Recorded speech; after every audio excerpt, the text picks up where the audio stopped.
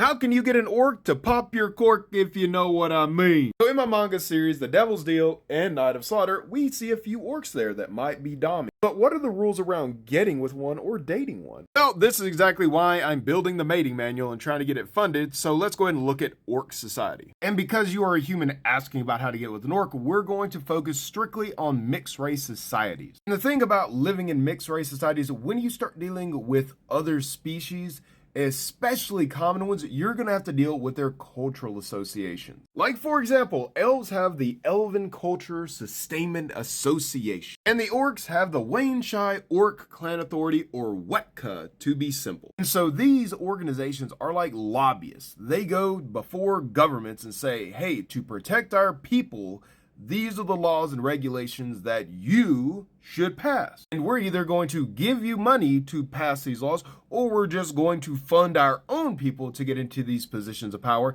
and then pass them anyway. And some of them are incredibly powerful. Like Wodka can dictate whether or not the local government will identify your relationship as official or not. And so let's go over two types of relationships you could expect to be in if you are looking to date an orc or are an orc. And the first one is kind of cruel for both male and females, because back in the day, orcs used to be barbarians. They used to basically be tribal, and they had to sustain the actual population of the tribe, which is where the term looping comes into play. This was a forced union between a man and a woman orc to conceive a child. And it was overseen by the orc shaman or the orc true shaman. They had to ensure that the couple had proper living arrangement, parental training, resources. And in some cases where the parents were not fit to be parents, they would be put into a foster system in mixed race societies, or another couple if they were back in the tribe. But those parents would be forced to make monthly, semi-annual, or annual contributions to the child's upbringing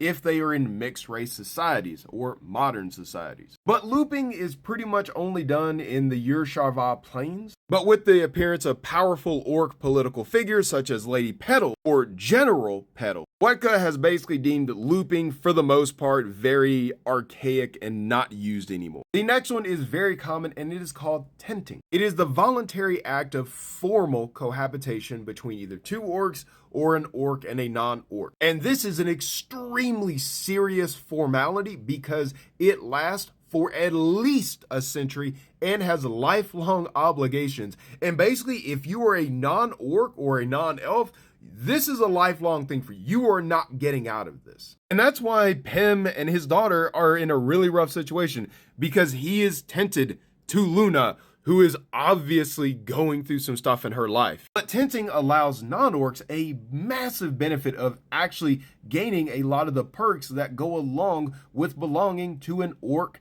clan. But also, by being tented, Pim has to actually go and serve in a militia should his clan call upon him, whether or not he is proficient at combat. And one of the things that goes along with the commitment is each partner is known as a death guard for the other, which means that regardless of what's going on in your life, you are responsible for taking care of the grave of your partner, hence the name Death Guard. But all this information is from the world where my mangas all exist in, which you can read for free. Or you can grab one of my last 50 copies of the Night of Slaughter. All the information you heard today is going to be found in the mating manual, so if you would like to contribute and put a species in it, grab a ruby gold sub, or if you want to get an OC in the lore, go ahead and grab a diamond sub.